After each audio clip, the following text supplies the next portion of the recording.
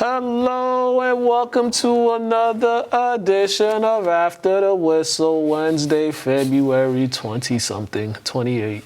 Almost done. February's almost out of here. What you mean? It's the last day, brother. Thought it was one more day. It is? It goes 29 days this year. It's a leap year. Oh, leap year? Yeah. Wow. Yeah. That's stupid. Oh, okay. I got one more day. Yeah. You got my February, I guess. I'm here. Todd's here. Got the books on display as well. Yes, I do. Have one right here. And have one right here. Diddy's back in the news. Bro. Gina tried to bring that to my attention, and I just looked at it and said, yo, I've been telling you about that whole machine since a teenager. Like, I just always thought that something was odd. So, you know. Oh my gosh. You know, things are that man fell off the face of the earth after those first ones came around. We didn't hear from him. Like, he completely went underground, and then now for you back in the news and more crazy stuff, it'd be like, man, you might as well take the Russell Simmons route. You might as well just go hide out in Bali, because they coming. But they coming. It's kind of tough, I feel like, for him, because he's made his name and everything around him being a public figure, and him always being the public eye and always needing that attention. So, whew. Just a lesson here. Not all attention is good attention. I mean, we definitely understand that. Sometimes it's okay to fly under the radar, even when people are checking for you. Yeah. You know what I mean? But just do right by people, man. Yeah, that's what I was about to say. Yeah. Just do right by people. Like I tell my daughter, like, you don't gotta be like a super nice person every day, but you can be decent to people. Like, the least you can do is be decent. Yeah. Like, some of the stuff we're hearing is wild. It's like movie type stuff, which shouldn't be happening in this day and age. And I mean, it's not gonna be happening in this day and age because of social media and people having the voice and feeling more comfortable to speak out. And things of that nature, but just don't be weird, man. Yeah. Don't be a creep. And also, I feel like now more people just like they just say F it. I ain't got nothing to lose. The truth gonna come out. One thing about the truth, it's gonna come out. It might not come out right now. It'll come out 10 years from now, 15 years from now. But the truth's always gonna come out. So yeah, but some of the stuff we're hearing, it's like, whoa. Yeah. Like, come on. Like, what you doing? Like the producer who worked on his last album, he was talking about like how he was getting screwed over with like money wise and all that stuff, and then he has he has the receipts to back it up, like, you know what I'm saying? My thing is, if you're still working with somebody that's known for getting over on artists since he started, you're an idiot. Once again, just like I said about the people that left Revolt and try to use the circumstances as an excuse, like, don't start start trying to say all this now, because you was riding with them when you thought the album was gonna pop, and then it was a complete dud, and now you complain about not getting your bread and all this. When you knew this is what, you know what I mean? I wouldn't say him personally. It's what this whole machine is known to do. Yeah, and you working with Revolt. It's like I'm working with Diddy. I'm working with Diddy or for Diddy, and now all of a sudden it's like I can't work under that with all the allegations. But you have no problem reaping the benefits of being connected to him. That's why, you know. That's why they say do your homework on companies and people before you sign the paperwork and become, in business with them or work with them. So just a lesson out there, kids. Especially when it's public knowledge. A lot of things are just public knowledge, man. So, like, don't turn the blind eye because you're getting a certain amount of bread from it, and then when the stuff hits the fan, all of a sudden you want to turn people into scapegoats, right? Because you just might as well go down with the ship. Yeah. Especially if you did nothing wrong, but the only thing you did was work for them. You didn't do nothing wrong. You're perfectly fine, right? You just. To me personally, if I'm ahead of another company along those in that same world, I'm looking at you suspect. Because now it's like, all right, so if something happens with my company and stuff sinking, what are you going to do? You know what I mean? Right. Yeah, I don't. But in all reality, you really shouldn't have any loyalty to any company because they have no loyalty to you. Yeah. You pass away today. You'll be replaced tomorrow.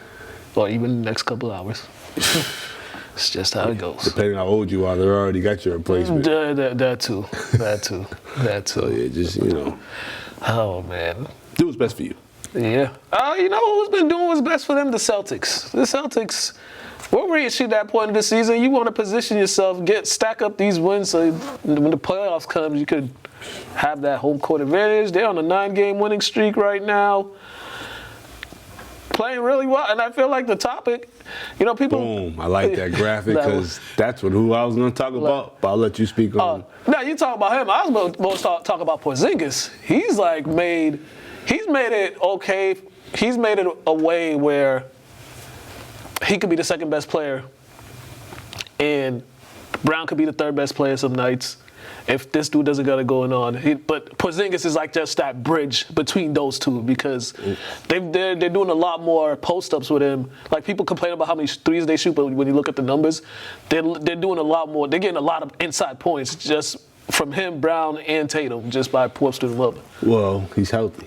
Yeah, that's the. I mean, he's been healthier than most of his career. You know what I mean? So he's producing. He is the original unicorn. They was talking about his skill set, his length, and all that. So now you're kind of seeing what Porzingis was supposed to be. Granted, supposed to be a little more on the higher in the totem pole in regards to stardom, but he seems like he's coming into his own with the Celtics. Yeah, and I like how some games Brown is taking over the scoring load because Tatum is being more of a playmaker. Yeah. He's led the team in rebounds. I think he listened to you, so he must have watched the show. I mean, hopefully, we both light skinned, we got a certain connection. You know what I mean? But he's been leading the team in rebounds in this 9-game winning streak out of 5 out of 9 games, and he's been leading the team in assists. Yeah. Out of 6 out of 9 games, so he's been flirting with a triple-double a few games in this winning streak. So I like how he's playing personally. So I like him taking a few shots away to help getting his team involved because he has. Well, for one, that starting 5 is one of the most efficient teams I've seen in a long time. Yeah, you know what I mean. So. Yeah, man, they're playing well. For me, I'm barely watching them this season, just in case, unless I catch them, just so I turn the TV on. Yeah. But I'm ready for the playoffs, man. Yeah. That's really all there is to it. Yeah, and it's like he's now also him. I think like I said, he must have heard the show because I think like before January, something Todd said he need to go. He's 6'10". He needs to start going inside a lot more. And then there's been games I just see he just decides I'm going to play with my back to the basket. I'm going to go in the post, especially in the fourth quarter. He just gets in the post, gets to the line. But sometimes I wish these refs would give him some calls because sometimes they just be egregious.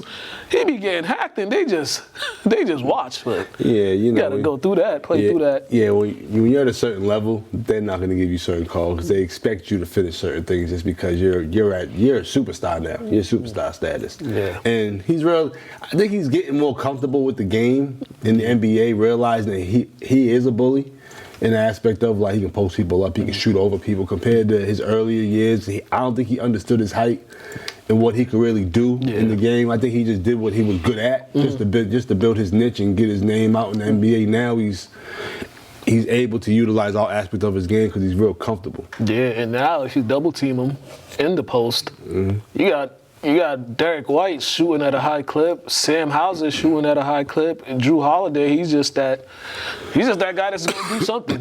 He might not have a good shooting game, or he might not have the best offense, but he's going to do something that's going to impact the game. So, they're a real well-rounded team right now. So you just hope the last 2 months of the season, they just keep everybody 100% going into the playoffs. Yep.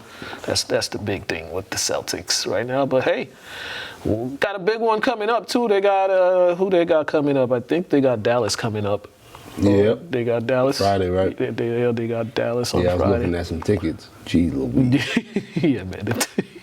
Like, dude, come on. Sometimes I'd be like, damn, I miss when the Celtics were kind of okay. I could get them good price tickets. I mean, if I'd have known in advance they were playing the Mavs on Friday, I would have sent an email about a month or two, ago, see if I can get those tickets. But I'll do that in future reference. Yeah. Well, speaking of officiating, we'll talk more about officiating later, but we got to talk about this one. I don't know if you saw the ending of the Pistons versus Knicks game when Dante DiVincenzo decided to attack. Was that the Asa twin he tackled? Yeah. He tackled him. Ref is looking right at the tackle. I think it was a saw, I think so, yeah. Thompson, And my biggest thing when stuff like that happens, when a missed call, like an obvious missed call like that happened, and then you go and call an and one right after that. That's just the basketball gods, man. That usually happens on a 3 or something. Yeah. You have a turnover, they come to hit a 3. But this is what happens when you're bad.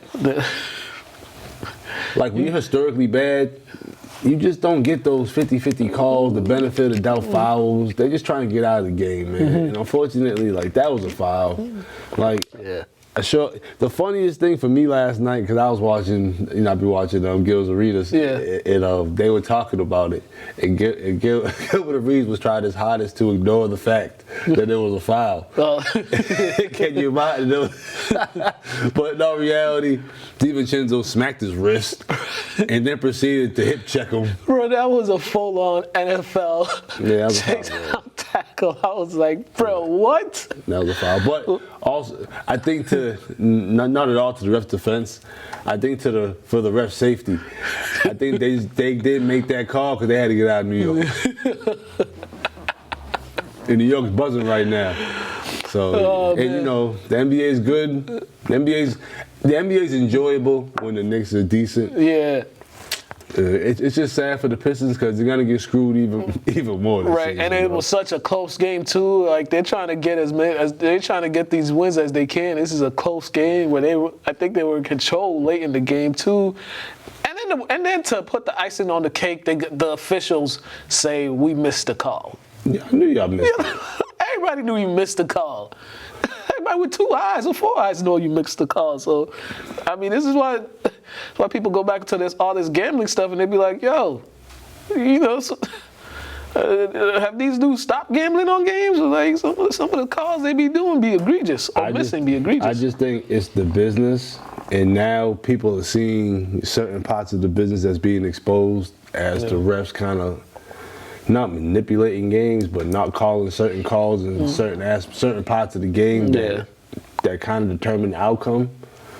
And once again, they help the Knicks out. The Pistons ain't doing anything at all this year anyways. No. So they're like, you know what, man, let's keep the Knicks going because they got to be in the playoffs this year. You got to get the NBA bubble. And nobody even checks for the Pistons, unfortunately.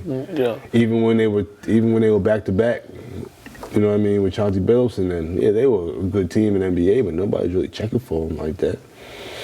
Like, it's just something about the Pistons. That Midwest, I don't know, it's that Midwest thing or something, but yeah, you just, officiating has been so bad everywhere, and it's kind of like, and it doesn't get any better, and it's worse because there's cameras everywhere.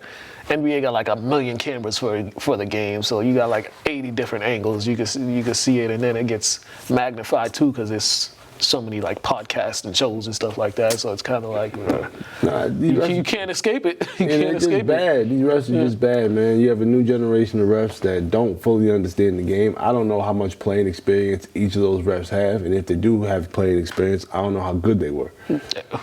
You get what I'm saying? So, or how much of a student of the game they are. Yeah. So, like, I don't know. They probably have to do.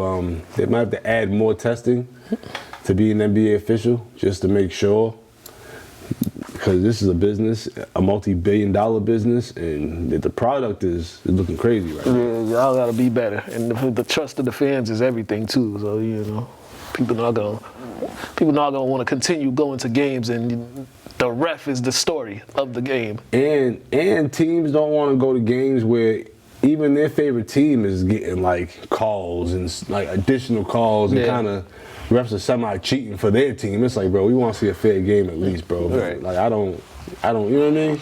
Like nobody's cheating for the Celtics because they're good enough. You don't need to. Yeah. You know what I mean? Yeah. Granted, they do get the benefit of the doubt with certain calls, but they're not getting.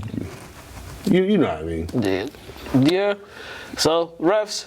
Please be better. Please be better. I got another rant about refereeing later on in this program. And we're at that point in the sports world. There's nothing really buzzing for a little while, so we just talking NBA. This game, I turned this game on, and I seen a name I haven't heard all year make the big game-winning shot, Max Strus. Forgot he was even on the Cavs. I ain't know what team he was on, but I mean, it was just one of those, like, you got to be serious. Somebody said this is what Carlton thought he was doing. I mean, he had a great game, you know. Yeah, he did. Started cooking in the fourth quarter. Yeah, just on fire. You know, he said Donovan Mitchell being out allowed him to get certain shots up and show he could be efficient. Hopefully he can get on the road. You know, I like Max Strus personally. Like, I don't think he's a bad player. Played DePaul, solid guy, can shoot it. You know, yeah. And for a big win for the Cavs too, because they're trying to stay in that second place position in the Eastern Conference, where kind of surprised a lot of people that they're currently like in second place with the season that they've been having. And the only issue I had with Strus is, you know, a little 3-point outburst. They gonna keep letting him hit open threes. Oh. How many threes he got to make in a row before you at least run him off the line? Run him off the line. I mean, make a contest at least one. One thing about basketball players, just don't let them see one go in. If they see one goes in, and you're like, okay, now you're gonna get with this, and now you're trying to play defense. It's too late. Yeah, I just don't understand why they just kept letting them just shoot it.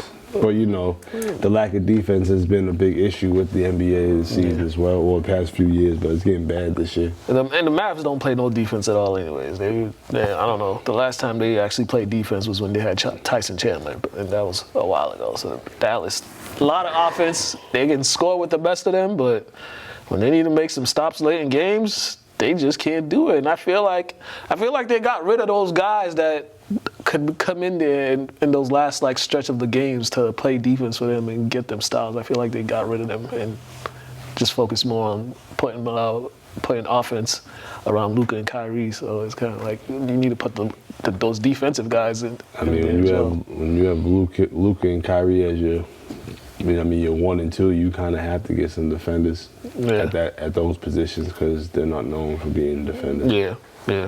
But, yeah. And also the Mavericks with that loss. So the Western Conference is so crazy because I think they were like in the top 6 after. Just that loss drops them to number 8. It's crazy in the Western Conference. Yeah, it is. Oh man. All right. You know that you've said this a million times about Cam Newton, that he's legit Superman.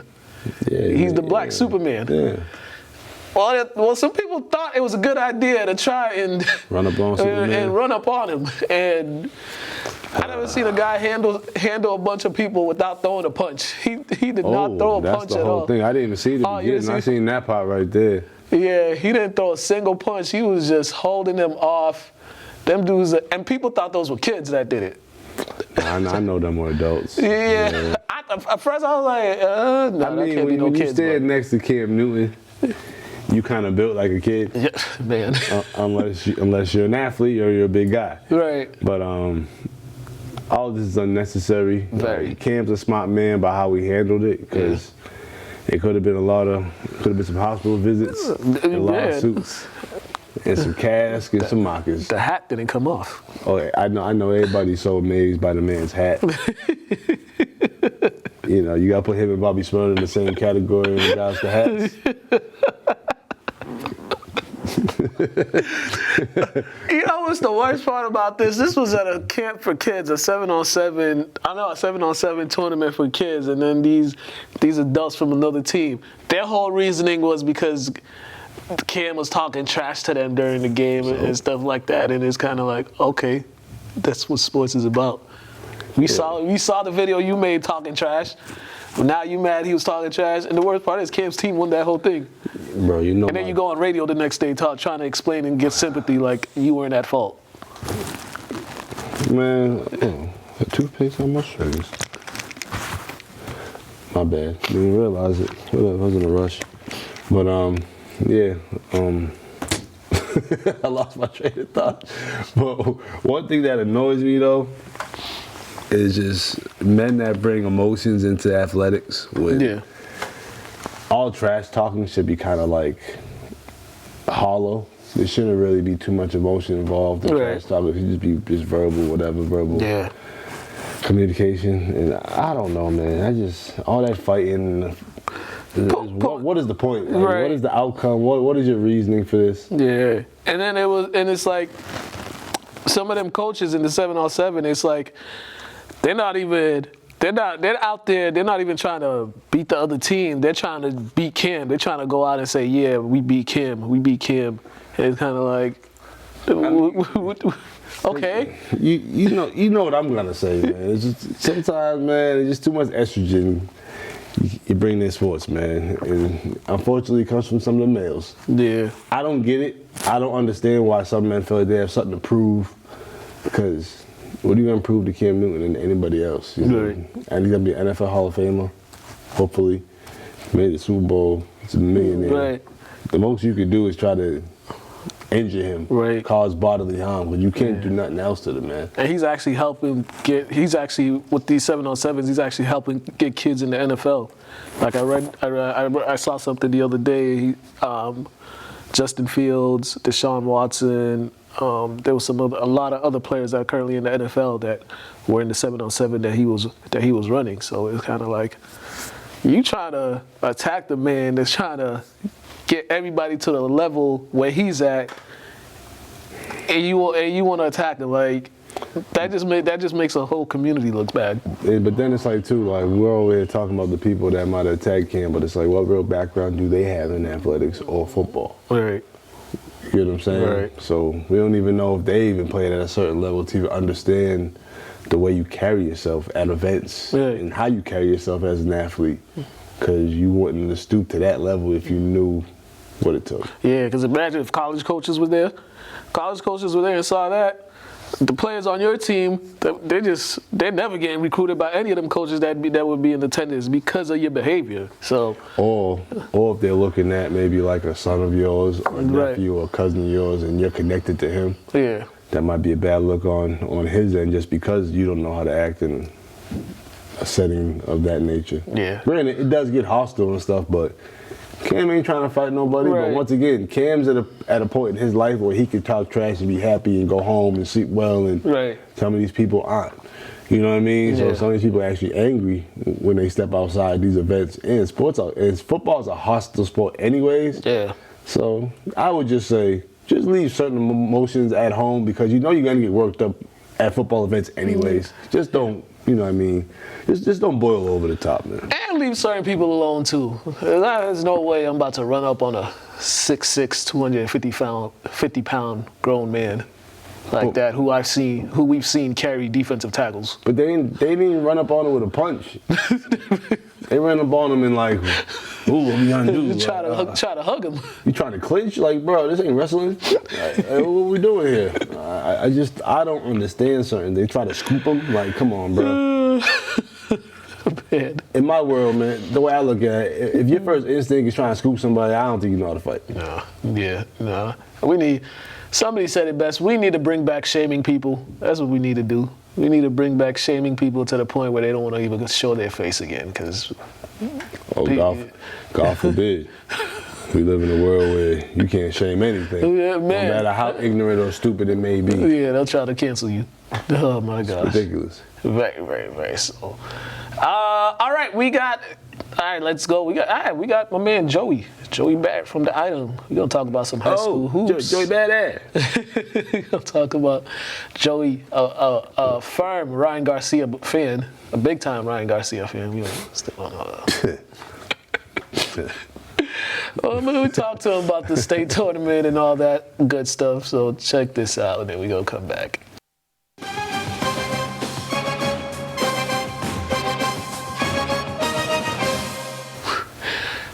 We are back. Y'all haven't seen him in a while, but he is back with us. We were supposed to have another guest, but he got to cover hockey, so he's all the way in Franklin. But Joey is here. Hey, shout out to Mark for making that drive to Franklin. I drove there once. Yeah, thank you for having me. It's good to be back. Tournament time, and Mark Kabongo, Item writer, is covering St. Mary's hockey at 6 o'clock, so he was going to be here, but He apologizes. I mean, yeah, he had to leave at like 2 o'clock just to beat the traffic. Yeah. Oh my gosh. Oh my gosh. No. But he'll do a great job. Yeah, we got to talk about last night's game. Oh my gosh. As you can see, I gotta flip my hat around, show solidarity with my team, with my boys. But wow, that's all I have to say right now. Wow. Yes, that was. I don't like to use the word heartbreaker a lot, but that's what it was. Oh my gosh. A great high school basketball game, though. Yes. You finish in your top 25 in Division I. You go 16-6. There are a lot of positives to take out. Yeah. So, not the ending they wanted, not the ending maybe we wanted. We were there, but that's why you play the game. And it's not like Marshfield was a joke team or anything like that. They're well coached, and they play hard. They played hard. Early on, English kind of set an early tone, and then I don't even know what happened from there. It's kind of like from the first couple minutes of the game, they went 10-2. You could just see the athleticism and the quickness of English was giving them issues, and then I have no idea what happened after that. Because after that, I think that was that early on in the game. That was the only time they played defense. I think that first couple minutes of the game, that was the only time they played defense, and then after that, I have no idea what was even going on. I'm going to applaud the coaching on both sides. Yeah. Because I think Alvin Abro with English did a great job of doing what they do best. They like to run the floor. They like to get it down low. Mm-hmm. And I thought they were able to do that. They scored 99 points. Yeah. They lost 100-99. And it was really one of those games in which whoever has the ball last kind of is put in a better position, because I think if English had a full possession late, they might have capitalized. But also Bob Fisher, he's made the state tournament for 43 straight years. That's no coincidence in Quincy, Rockport, and now Marshfield. So he kept his guys really focused and looking forward. So good coaching on both sides, I thought. I wrote this down, so I wrote it down last night. So for the audience, I wrote this on my Facebook page. So the last 35 seconds of the game. It's like the last 35 seconds. This is what happened in the last 35 seconds. The score is 88-82, Lynn English with the lead. They get a defensive stop. They throw it away, turn it over.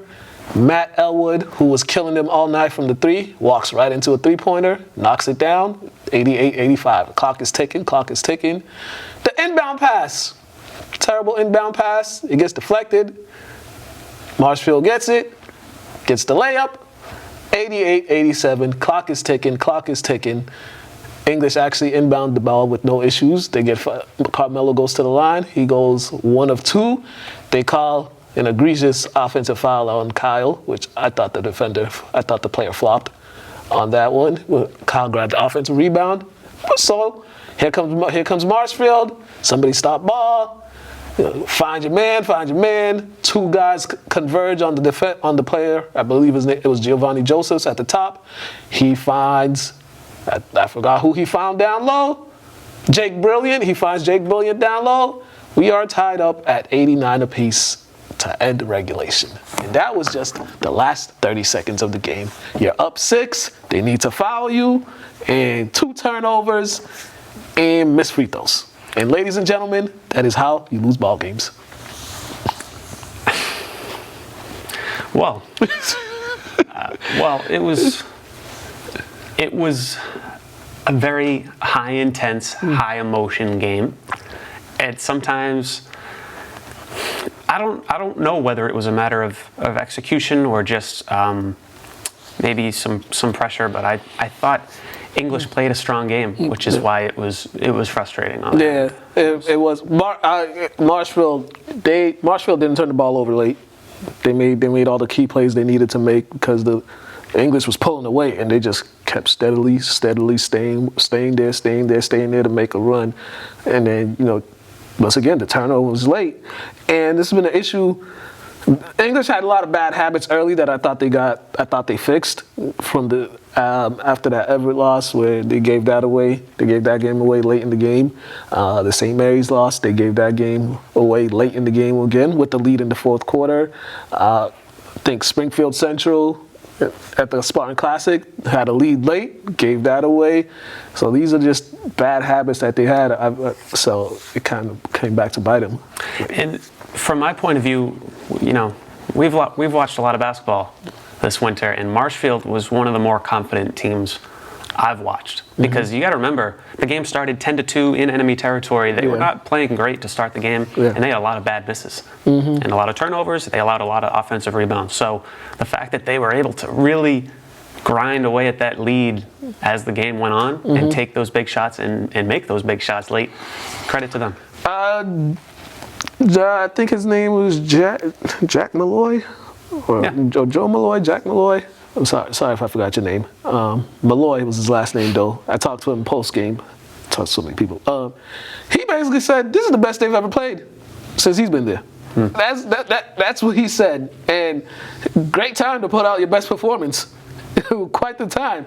Head coach, I mean, he was losing his mind. He was just filled with emotions after the game. This was just a team that, you know, they knew they had a tough matchup, but yeah, you just saw the joy from the team that just pulled off a big win on the road for them. So off to Andover they go this Friday.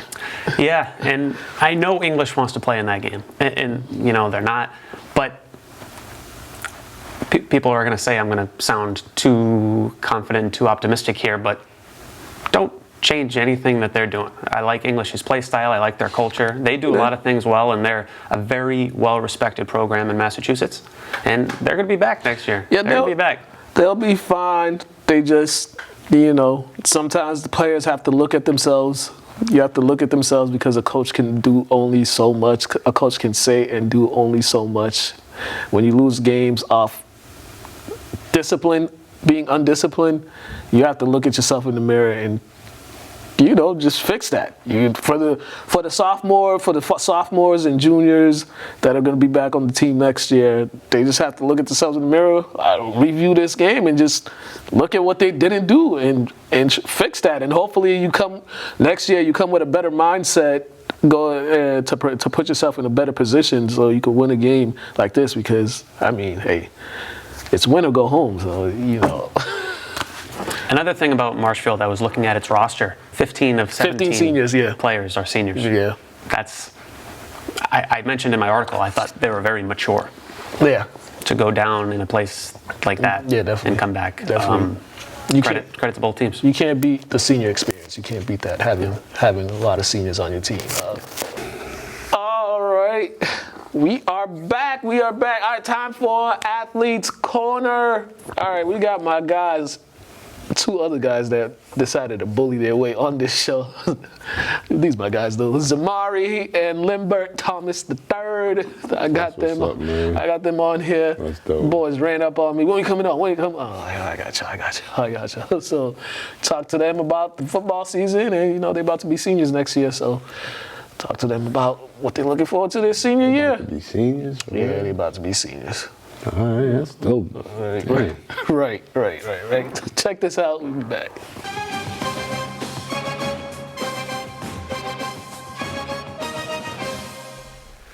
Hello and welcome to another edition of Athletes Corner. And today we are joined by Zimari and Limbert. They're here.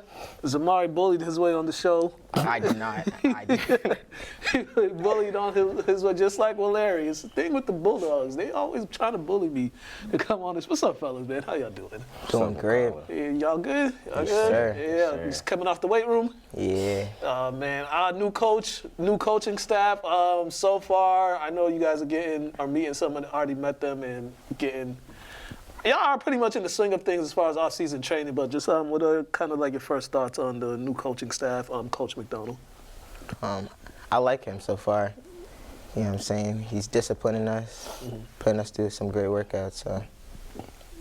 I like him. He's trying to bring the culture back that English had a while ago while we were in middle school. So. Yeah, and if I'm correct, did he coach some of you guys in middle school, or did he help you guys out in middle school? You guys seen him around? Not coach. I've seen him around English. Yeah, okay. When he used to coach at English a while ago. Yeah. I thought, because I know he got a young man a young kid that plays football He now. plays in West, though. Okay, but you was Eastland guy, so you know how you do it. 2023 football season didn't go the way you guys wanted to go, but you know we still gotta highlight some of the good stuff that you guys did. You guys had moments and all that, but just overall, when you guys look back at the season, what do you say was kind of your takeaways from the season after it was all over? What would you say? Honestly, felt like we could have done like way better. Whether it came from coaching or just players in general, felt like we could have did a little more better. Yeah. Or just execute the game plans, or stick to one game plan, like player-wise and coaching-wise. Everyone just be on board with each other. I feel like everyone was just playing for like themselves, kind of. The thing about you guys, it was crazy. With all like the noise from the outside, there was a lot of games you guys were in. There was a lot of games that came down to just like a touchdown. It was like a one-score game going into the fourth quarter. I know it's frustrating when you're just like so close each time and it doesn't go your way. But just as players, when you see like where the talent is there, like we're there and we're just not getting over that hump. Like what does that do for you guys when you guys are just looking back at that and be like, I think it's more frustrating but motivating also. Mm-hmm. Yeah, I agree. Because you're like, you know you could win the game because you're down by 6. Yeah. So it's like, another hard game, I think we can pull through, but obviously it doesn't happen that way. I think it's just like a mental game. Learning experience as well, just because you know, sports in general, it's like the little things. You have to do the little things to win games, and like winning and losing come down to just like something so simple. Is that one of the things you guys learned? Is just like it's legit the little things that prevent you from winning and losing? Yeah, exactly. most definitely. Extreme little things. Yeah, and then there were some injuries too happening. I know there was a point where you guys were losing a lot of players. Like guys were I think it was like week 3. Yeah, the Swampscott game. I know some guys got hurt in that game, and then the week after. But how were the other guys that were called up on? Guys that was probably in JV. How did you guys like the way those guys that weren't playing early on that got those minutes? I think the kids that stepped up during injury did a lot better than I expected, to be honest. Some of them weren't even JV kids and just varsity kids waiting for their shot. And when they did get their shot, they didn't disappoint. Yeah, when it came to like practice, scout, they put in the work. Like, for example, there's one kid, Greg. He always put in that work in scout, and he got his chance, varsity. Yeah, definitely. Which game would you guys say was probably the game that showcased that, you know, what you guys were capable of doing when you guys didn't let the little mistakes bother you guys, and everything just came together and everything just worked out? I gotta say the Revere game. Either a Revere game or the Greater Lawrence game, even though we still lost, but we were moving the ball with ease. In that Revere game, I know a lot of those guys it was kind of a little personal for them, knowing what happened the year before. Did you guys sense that as well? Yeah, a lot of animosity on the field, a whole lot. Oh man, you gotta love animosity on the field, man. That's what makes it great. Limbert, for you, you had like 8 positions on the team, man. I know you coming up, you played quarterback, and then they used you everywhere. Was that just one of your tools as a football player, that they could put you in different positions and you can be effective in different roles, offensively and defensively, as you say? I say it's one of my strengths where I can just go anywhere. But like you said, I played quarterback, so I think that was like my main position. But this year made me like figure out that I'm not just a quarterback, that I'm like more of an athlete than anything. Yeah. Playing quarterback, I know I forgot who I talked to about this, but when you play quarterback and then you go into other positions, you kind of know like what that position's supposed to be doing or where it's supposed to be. Was that kind of go when they had to put you up? Any position's like easier than quarterback. Yeah. Because you can just, like quarterback, you're reading the field. It's like the same thing. The field just opens up more, like especially at receiver, finding gaps and stuff like that. Yeah. Zimari, man, GBL All-Star. You got a lot of notoriety this year. You had some big games. This was kind of your coming out party this year, man. What did it take for you to put the work that you put in? Were you just satisfied with the results that you were getting, and do you feel like you left a lot on the field that you could do? Yeah, I felt like I left a lot on the field. When it came to coming to the season, I wanted to be a better athlete than I was my sophomore year. And I was just trying to figure out the little parts that I really needed, whether it was becoming stronger, faster. What changed? Well, what did you do? What did you do to kind of like get that going? I started working out by myself. Coach Jock helped me at the hill, field, getting me faster, stronger in the weight room. Okay. That's where it starts. The weight room is where it starts. We gotta talk about the Thanksgiving game. I know y'all didn't want to talk about it. We gotta talk about it. You gotta talk. I mean, like I said, I was online fighting with people the whole season because you know I got represent for you guys. So that everybody was saying you guys were getting blown out. Everybody said the game wasn't gonna be close. Game was closer than what everybody thought, and I actually thought y'all got a second touchdown, but we won't talk about that. We'll talk about that. Overall, just that experience, another Lynn English game coming down to the wire, literally coming down to the last possession of the game. Just being a part of that game, what was that for you guys? It was a big thing for me because it was actually the first Thanksgiving game that I played in, and so. Especially being a close game like that, it felt more intense. It felt more fun just playing in it. Yeah. Yeah, it felt fun because these are like people like you walk around, you see every day. Yeah. And it's like, it was a great experience for me because it was like the first year I actually like started in my high school year. You were doing special teams the year before? Yeah. Okay. It didn't feel real playing. Yeah. It didn't feel real. It did. Jordan got in, right? What's Jordan? On the punt return. Bro, yes. He got in. On the punt return, right? Yes. He got in. Clear as day. I couldn't. So I was all the way at the top. So it looked to me he dove and that thing crossed, but Clear as day. yeah, if I was the ref, I would have given him that call. All right, I mean, 2024 season, a lot of guys are graduating. Guys gonna be stepping up. They might put you guys as captains for next year. What's something you both are looking forward to for this next season? We already talked about the new coaches you guys have, but what are you guys looking forward to for the 2024 season? Senior year as well. I really just want it to be a better season than last year, honestly. Make sure my guys are getting stronger. I just want it to feel like a brotherhood, make sure everyone plays with each other and everyone stick to the game plan that coach has for us. Because I believe in Coach Mack fully, and that I can't wait for this season to start. Yeah. What do you think coming back, with the group coming back, what do you think is the strength of the team is going to be? What is like the biggest strength of this team upcoming year with the group that's coming back? I say our offense. We still got basically all our receivers coming back, our quarterback coming back. I think we just lost like 3 linemen, that's it. And our defense probably.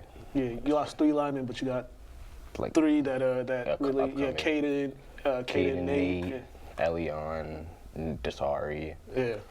So good core there. Good core there. All right. What has Coach Mack told you about like the philosophy of what it's going to be like looking like offensively and defensively? Or has he discussed that with you guys yet? Not yet. Not yet. Oh, what are you hoping it is? Hope we air the ball out. Yeah. Trying to get English 2,000-yard receivers. Oh man, that'll be something. Limbert, for you, I mean, I still can't let you. How the heck you get caught? Wait. You know exactly what I'm talking about. You know exactly what I'm talking about. All right, about. I got caught. No, chill. Because if you look at the film, the play before I had got a pick and I tried to return it, so I got tired. And it just so happened we got back on offense and I just broke a long run.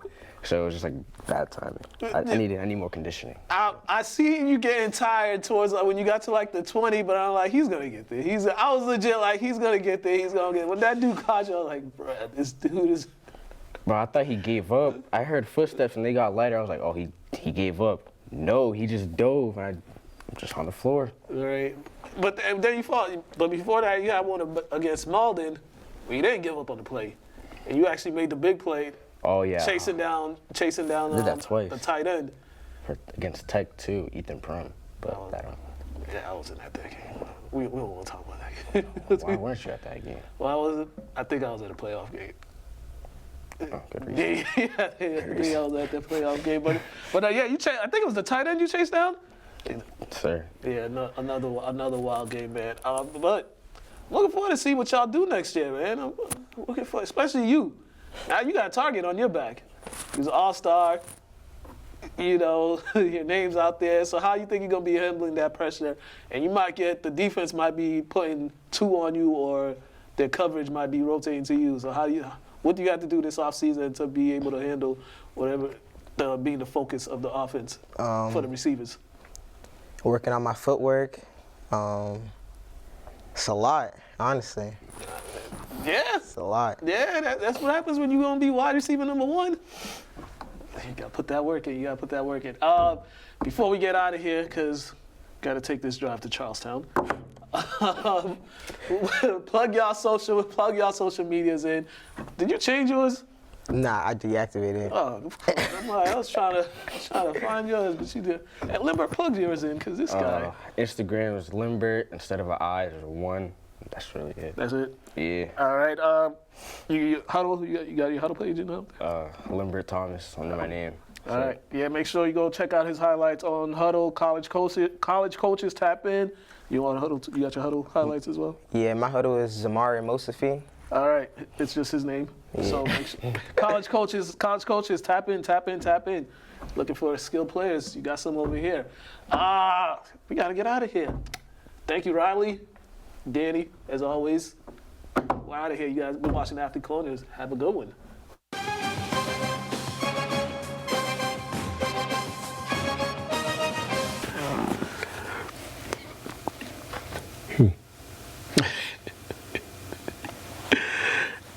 All right, and we are back. All right, we got some updates for y'all. Updates. We got to get. It's time for our Bruins update. Before that, sad news. I mean, Tim Wakefield's wife passed away today. I think they announced it today. I think pancreatic. I think she had cancer. Damn. It was from cancer. Condolences, man. Yeah. So that's, man, the kids, like both parents, and I don't know how many, like a span of 5 months. I don't even know his family situation. I don't know how many kids he has, but condolences go out to his family, his kids. Yeah. I don't know if any of their parents are still alive, but hopefully somebody's alive to take care of the children. Are they young? They might be older. They might be older now. Well, regardless, hope they got somebody they can lean on and talk to. Yeah, definitely. That's just a whole sad situation right there. Yeah, it's ugly, man. All right, we got to give our Bruins update. We ain't get y'all updated with the Bruins in a while. They are currently on a 3-game losing streak, I should say. They lost to the Flames 3-2. They lost to the Canucks 3-2, and they lost to the Kraken 4-3. They are on the ice again tonight, I should say, at 7 p.m. They will be taking on the Vegas Golden Knights, right? The Bruins are 34-12 and 14, first in the Atlantic Division. So they're on 3-game skid, I see. Yeah. Y'all need to fix that. Listen, I'm not getting my hopes up I'm not getting hyped up for the Bruins again after last year's debacle in the playoffs, where I actually thought they were going to make that run, had that record-setting year and all that, and then, man, decided to blow that. Just plain out blow that series against a Florida team of all things, too. Oh, my gosh. That blows my mind. Yeah. Losing to a team down south in hockey. Like, what? It's always cold up here. Right. Even in the summertime, it'd be cold. Yeah, you gotta be a little more. You gotta be, you're a little more angry up here too. So that's crazy. But their season's also coming down to a couple. Only we got March and April left for their season before the postseason comes. So. Question. Yeah. When does hockey officially start? It starts in October. All right. Yeah. It starts a couple weeks before the NBA. Before the NBA. I just feel like it never stops. Yeah, their off season would be like. I feel like it never stops, bro. Yeah. So, well, that's our Bruins update for y'all. We'll update y'all again back in March and see where they at. Caitlin Clark, she is 33 points away from breaking Lynette Woodward's all-time record, which is cool. But we gotta understand, she did this with no three-point line, I believe. I'm glad you said that because I've been seeing ESPN and people talking about, oh, she gonna pass Pistol Pete, and it's like, yo, do y'all not realize that they had a segment on ESPN years ago and they tallied up one of his games, and they said if the man played basketball in today's day with a three-point line, he would have averaged 70-some points in college. Yeah. So there is no comparison. Yeah, what she averaged, like 40? Huh? How much she averaged, 40? He averaged 44. 44? So he'd averaged 70-something. And think about it. There was no three-point line whatsoever, and Caitlin shoots primarily threes. Yeah. So I'm happy for her. She's doing amazing things, historical things, but you know, some people flying to Mars and some people are out the galaxy. And Pistol Pete's out the galaxy. And there's no reason for you to even bring them up unless somebody's averaging at least 50. I like at least that 50. analogy. I like that one. You know what I mean? Like, come on. Like, let's that cut in the it book out. of quotes. Yeah, I might do a part 2. But, you know what I mean? It's just certain things you just, like, you can't give somebody a boost and then be like, yeah, you better than somebody that didn't get the boost. Right. That's record is ridiculous. Yeah. And you still, like, how much she averaged? Like, yeah, like 40 or something. she averaged 40-something? Yeah. Right now? Oh, how much is she averaging? Yeah, how much did she average? I think it's like 30. I'm going to say 32. The man averaged 44, bro. 40, like 44 for like this whole like career, dude. Yeah. Like that's an issue with no three-point line. So yeah, so let me just give you some numbers here. So Caitlin Clark is at 3,617 points. Amazing. Woodward from 1977 to 1981, she totaled 3,649 points. People without a three-point line. Amazing. Now, one thing I will say that Caitlin's probably doing better than all three of them. She's doing it in a more entertaining fashion because they weren't shooting from that deep. Because why would you have to? There's no gauge on how far you got to shoot to gain an extra feet, extra points. So now Caitlin's definitely doing her thing, and she's definitely doing it more impressively. But it's just certain people you just can't even mention. Another thing another thing about Pete Maravich, Pistol Pete, he did it in 3 years because remember the freshman eligibility for the fans way back then, freshmen couldn't play. Freshmen had to sit. Including Lou Alcindor, who was Kareem Abdul-Jabbar, who's like considered like the greatest basketball player from high school to the pros, like ever. Yeah. Like, check his resume. He got all the chips. Yeah. And then so Pete Maravich finished with 3,667 points, and then Pearl Moore, who played at Francis Marion. I don't know if that school still exists, but he scored 3,884 points. He's the overall record holder for points. So, good company you are in, Miss Caitlin Clark. Good company you are in. Keep doing your thing. She's a senior, right? I think she's a junior. Let's look in here. Senior. All right. Senior. Oh, can she come back for the COVID? You know, I be forgetting about the COVID year. When's the COVID year gonna be up? It should be up this year. Like, when's kids just gotta stay in college for 4 years? Because I'm sick of these big men being in college for 3-4 years, hiding from the NBA. Like, Dickinson. Who else? And Edie. you're like, come on, bro. Like the league been waiting for you. Like, how long you got hide? like, dude. Like, that's why I said play of the year. I don't want to hit none of that. You know how about Zach Edie. Like, come on, bro. Rocks. Nah, I'm not. Like, I think they're good players, but it's like, bro, you guys are both 7-footers.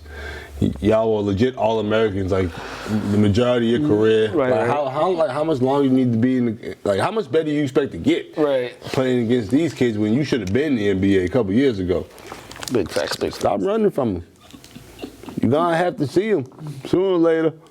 Yeah, it's better to see them sooner rather than later. You know. Other news, NBA news. This not a big news, but just an update. The Warriors gave Steve Kerr a new contract extension, $53 million. So they're gonna give him some of that money. This is one of those. Thank you for your services. Yeah, pretty much. Thank you, because they don't know if he's gonna be he's still going to be coaching, or he still wants to coach, because you know he has all them health issues, especially with his back and all his back and all that stuff. So you know, he might be riding it out until Steph decides to hang it up. That's when I was. Yeah, I mean, I thought they were talking like you sound like more like recent. Like I mean, yeah, I would just try to stay until the whole regime leaves. Yeah. The young guys are actually starting to play. They're actually starting to play like pros now. Moody and Kuminga, they're actually starting to excel in their roles. So and the white dude, the lefty. Yeah, I forgot his last name. Yeah, me too. But yeah, he nice. He hooping, man. Yeah, he's hooping. He does all the little things that a lot of them guys don't want to do out there. Yeah, definitely. So shout out to him. Pedro, what's our boxing update? We got Edgar Berlanga Jr. Beat, I think it's Pedro McCrory. Here are the highlights. Dude, excited for that. UFC was this past weekend too. Oh, See, look at it. Oh, was damn. expected. Dropped him. You dropped him, knocked him out. This man got 4-leaf clovers on his trunks. So, He Irish. Yeah, he should have mollywopped him. Yeah. So they're saying that he might face Canelo in May. Okay. Well, I mean, we'll see if that happens. I mean, it'll just be, somebody throwing that Canelo, but yeah. I don't believe it, but we'll see. I mean, it'll be cool for the fight to happen. I don't believe he has a chance. Right. You're right. Yeah, it's like, yeah. It's technical. Yeah, it'll be fun to watch though. Just have somebody Canelo can just spar with, Yeah. lump up a little bit. This Saturday as well, Serrano. She's gonna be fighting from Puerto Rico. Okay. There you go. All right. There was some UFC that happened too, right? Yeah, some UFC that happened this past weekend. Yeah, this past weekend. Clarissa Shields. What happened to Clarissa? She actually fought, and she ended up winning by a split decision. Split decision? Oh, man. Against a woman? Oh, man. I'm just surprised, because... PFL. It's like an MMA type. Oh, okay. Now, I'm just surprised because, she was talking so wild about her knocking out a man and who could actually box. And you had a split decision with a lady? Okay. So let's I think the Ryan Garcia versus Haney, the press conference actually was yesterday. Oh, okay. So it was pretty intense. Well, yeah. Haney expected to win. Yeah, I mean, Nobody's surprised. Yeah. We got some high school sports in all that update, but first check this out. Play the 3. Travel. Tied it. Here we go. Good if it goes. Triple.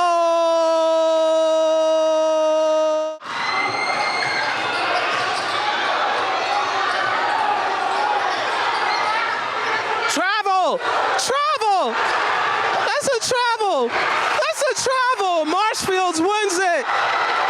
199. That was a travel. Man. Oh, excuse my face. I was just amazed. Yeah. I was like, what? That's how that game ended last night. I'll talk to you more about that after we go through these rounds of interviews and highlights. So, interviews, we got Marshfield head coach Bob Fisher. He picked up his 696th career win. He's been coaching for 43 years straight in the tournament. So this is spanning different schools, but every year he's been coaching, he's been in the tournament, which was a fun fact to find out. Cape Academy head coach Moody Bay. We was up at the Boston City League championship game last week. Talked to Jalen Williams Crawford and Jalen Hunter Coleman.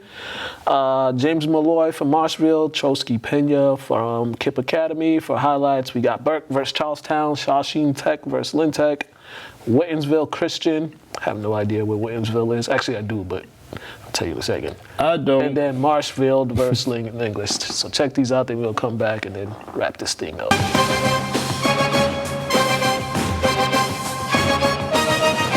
Coach Moody, your guys came out there, 8-0 run to start the game. They made another run, but then you guys kept the lead steady at like 8-10 until you pushed it off in the second half by 16. What did you do in that second half to create that big lead? I think one of the things I tell them consistently is like the 8-0 runs are nice. But basketball is a game of runs. It's what you do between those runs. I think consistently between those runs, we hit a lot of base hits. That base hit, it's not home runs, it's not flashy, but that's what helped us build that lead. You don't want to chase a blowout, but if you go and win each quarter by 4, it doesn't look too impressive, but by the end of the game, you have a nice, comfortable lead. And that's what we did. We won each quarter. We break quarters down into half. So win the first 4 minutes, then go and try to win the second 4. Then you do that in the second quarter, first 4 minutes. And I think we consistently won those 4-minute periods. Defensively created a lot of turnovers, got them out of sorts for a while. What was the game plan going in defensively? Did you guys plan on pressing the whole game, or did you just figure out that the press was giving them issues, so you just decided to stick with it? Yeah, we watched a decent amount of film. We saw that the press was one of their weaknesses, and that's also one of our strengths. So we kind of want to stick to who we are, right? All season, we've been putting a lot of pressure on teams, and that's what got us here. We're not planning to switch that up. You move in and go and move on. You off to play Clinton next round. Yep. Just how excited are you that you guys are still able to continue and try to keep your season going? I'm really excited, man. Before the game, I told these kids, I'm like, hey, playoffs are personal, right? People are trying to end your season. If your season, they're trying to end your career, right? So we took that matchup personal. We earned another day where a lot of teams don't get to have practice tomorrow. So we're blessed to have a practice tomorrow and have another day. And we're going to head into Clinton, same thing, locked and loaded, prepared, and we're going to give Clinton our best shot. All right, Coach, congratulations. Thank you.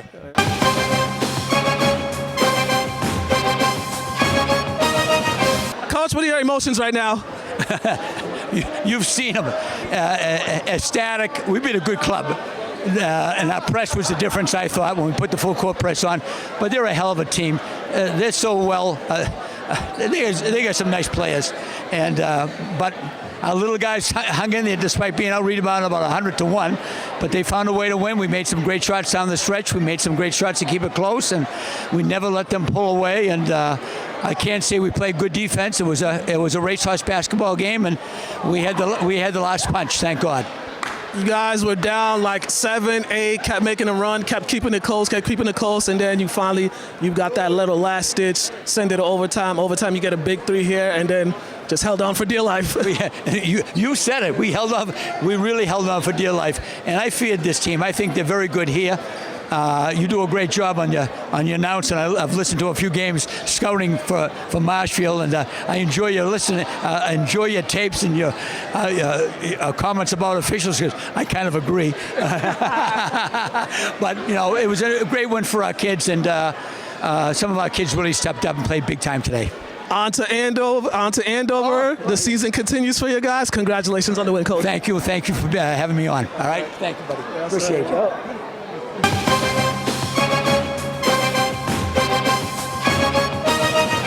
All right, man. Jalen, big week for you guys, man. Another championship.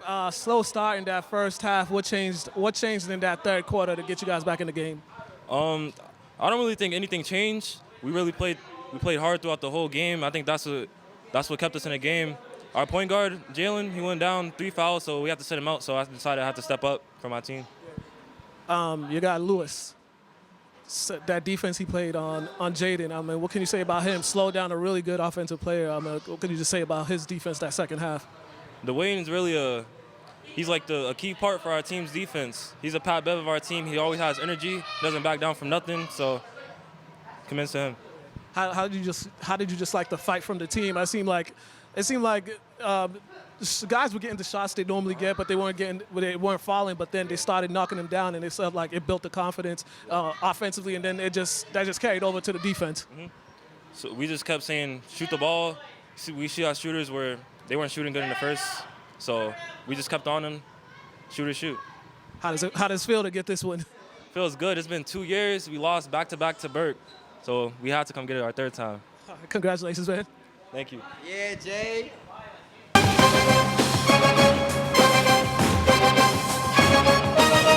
All right, man. 3 fouls in that first quarter. You sat down, pretty much the whole first half. I mean, you came back in that second half really aggressive. Was that just to change the pace for your team to get them back in the game? Yeah. Recapping the first half, got 3 fouls. It really hit me hard. I knew I couldn't mentally be out the game. So I just waited to the second half. Wait till the second half. My dad talked to me, and we got it done. A lot of contributions from everyone on the team. I mean, you guys locked down Jaden. Talk about the defense that was played on him in that second half. Defense is made. We know Jaden's a good player. We put Dwayne on him, and he stopped him. It was a couple times. He got a couple buckets, but most of the time he stopped him, and it really helped us. And that late run, it was tied at 50. Then it was like a 2-point game, and then you and Big Jalen went on a run yourself. What did you guys make? You guys just made up your mind to get to the basket, and either you're gonna get fouled or a layup. Yeah, we knew we had to get to the basket because they can't play defense. Every time we got to the basket, they fouled, so we knew we got to do it every time, and it worked. This week, you got one championship Monday, you got another one today. Now it's the bigger one coming up, man. Just how you like the momentum your team has? Momentum is great. It's great for the state tournament, and we're ready for the state tournament, and we're ready to take over. Congratulations, my guy.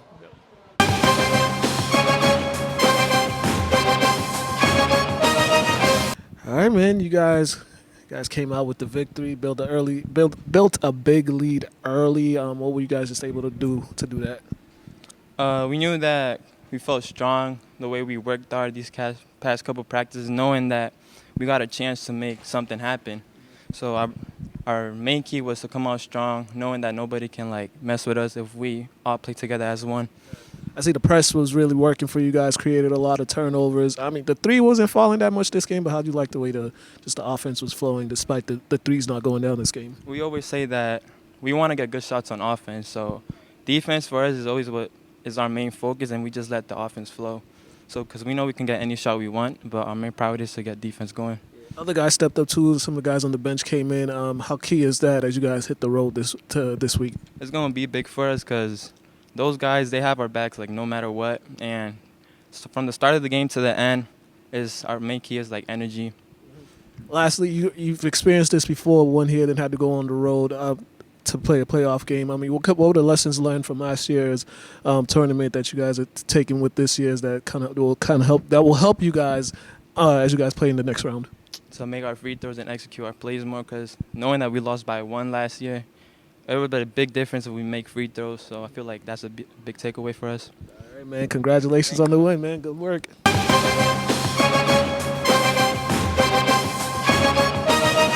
Yo, you guys just talk to me about that last stretch of the game, the final minutes for you guys to send it to overtime, then the big shot over here. I was fouled out. I was scared. I said a prayer on the bench. All glory to God, honestly. I just didn't. It's unreal. It's unreal. I didn't even think we'd be here, to be honest. We knew this would be a really tough game. It's a really, really good team.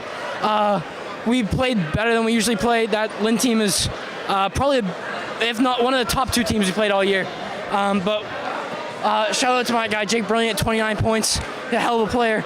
And my team, we just really wanted this win. It's the first playoff win we've had in ages. And I think 6 years we haven't had a playoff win. So it just means a ton to our program. So it means a ton to me. I'm a senior, so it would have been my last game if we didn't clutch it out. So, I mean, a lot of guys stepped up. You just talked about Jake, Giovanni. You guys needed every single one of that to get this win. Just how good does it feel that you guys got so many contributions? And one of the wildest games you'll probably play. Probably the wildest game I have played. A crazy score, but a lot of guys stepped up. I think that's a really good thing about our team. We got 5 guys that can all play together. Past years we've had a bunch of good players too, but this year we just have a 5 that gels really well together. So I think just gotta win the next one, gotta survive in advance, see what happens. On to Andover, congratulations on the win. Thank you. All right, good, man.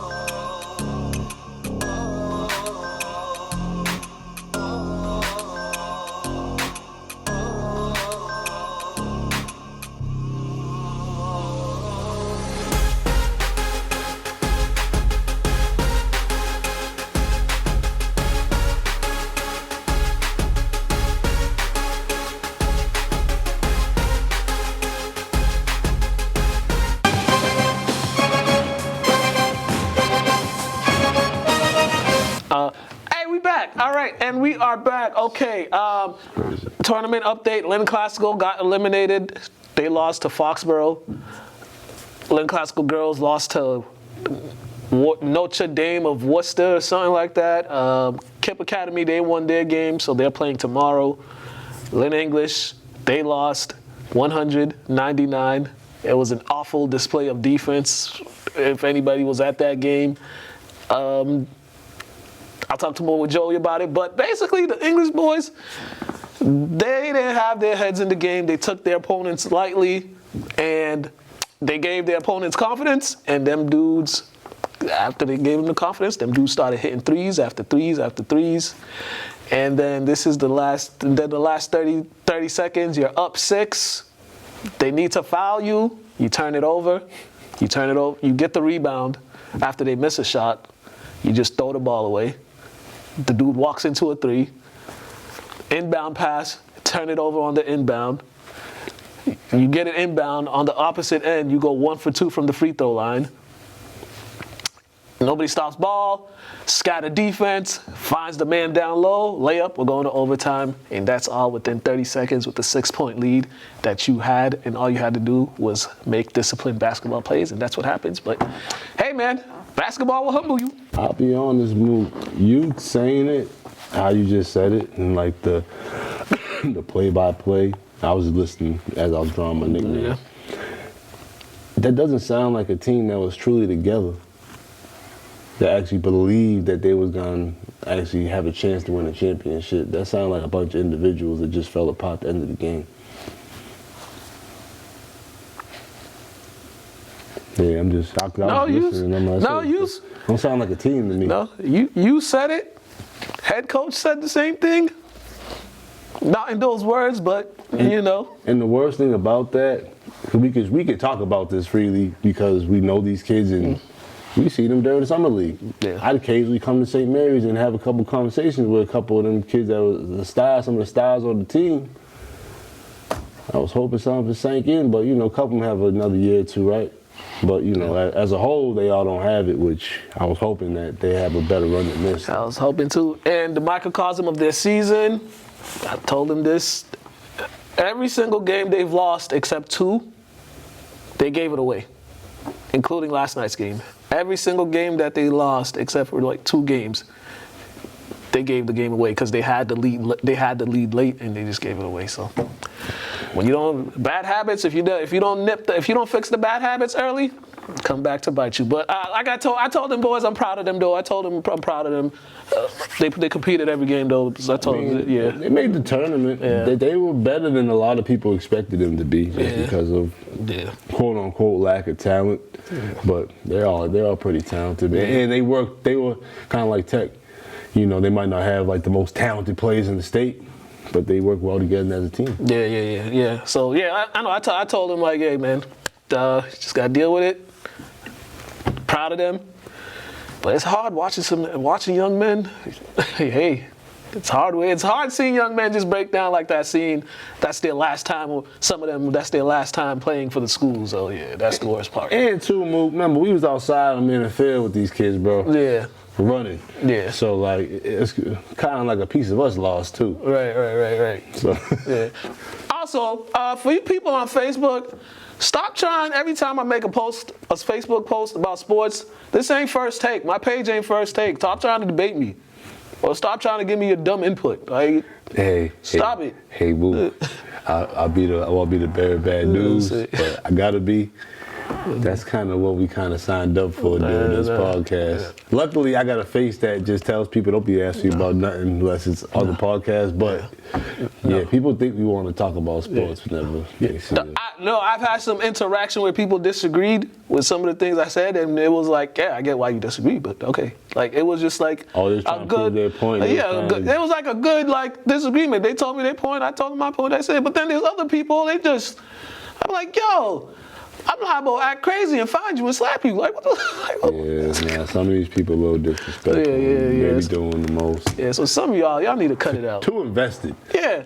Too invested in these sports teams and athletes that don't even know us. Yeah. So don't get that invested. We about to get out of it. Oh, this morning I wake up, because we was talking about we're just talking about the travel, because I posted the play on Facebook and stuff like that, and then one kid was like, he's like, yo, that's a travel Mukala. Pull up the film. And then some fool writes on the comment and tags me. He's like, stop making excuses. Them boys lost. They didn't make the free throws, blah, blah, blah, blah, blah. And I'm just like, you're making excuses for them boys? And I'm like, yo. Yeah, and I was just like, yo. Yeah. I can't tell y'all what I said, but I was just like, man, get out of here with this dumb stuff. It's too early in the morning for this. Was their profile at least public? Yeah, he got a child as his profile picture. You know me, I don't respect anybody that be talking trash online and got a private profile. Like, yeah. You lost, yeah. Yeah. I think you wear women's underwear. And then lastly, what I will also say about last night's game is it felt like a Marshfield home game because, yeah, you would think that field house would have been packed with the Lynn contingent, because people preach how much they want to support the kids and show up to the games. Bro, this is one of the most front runner cities I've ever grown up. I mean, I've only grown up in one. Yeah. But I've ever seen. Like, yeah. So them buildings was packed when they was ranked, when they was winning them chips. What happened to loyalty? Yeah, and then there's some people that couldn't make it because some teams got practice. That got in the tournament. Some people, if they're doing City Hall stuff, they do that. But my man, it was a 7 o'clock game. Bro, that school's overpopulated. Yeah. So like, for you to not be able to get kids in the gym is a problem. Yeah. Do they even promote it throughout the school day, throughout the week? Because the tournament game, you should know about that last week. Bruh. You know what I'm saying? They should have been saying free pizza to the first, whatever they get to the game. You know what? Let me stop talking about it. Stop stealing my ideas. That's what Lynn's known for. It was just bad. It was just bad. They gotta do something, man, to get these kids. Even if they can't get kids to come to the game, you can entice and convince kids to come to the game, especially if you have something for them. Yeah. You know what I mean? Should have had some T-shirts or something. T-shirts, black food, album, something like that. You know what I mean? Something like. Oh man. They just sell little combos at the game. You know what I mean? Little pizzas. You know what I mean? Drink. Salad. I mean, not salad. Chip sauce. You know what I mean? French fry combo or something like. You know what I mean? Yeah. But we gotta get out of here. We could go on and on about this. This could be a whole nother different episode. We gotta get out of here. Shout out to everybody. Good luck to Lynn Tech. Good luck to St. Mary's boys and girls. Good luck to Lynn Tech girls. They play tonight at Upper Cape. Okay. Kip Academy plays tomorrow, like I said. So good luck to the Lynn teams that are still in it. I won't be at the games this week because it's my birthday weekend and I'm getting up out of here. Yeah. So y'all better win so I can catch the next game. Yeah, what he said. Birthday weekend. Didn't know what king I was supposed to look at. Not today. Yeah. Buy the book. Oh, stop. I shout out Jacob. He had a triple-double.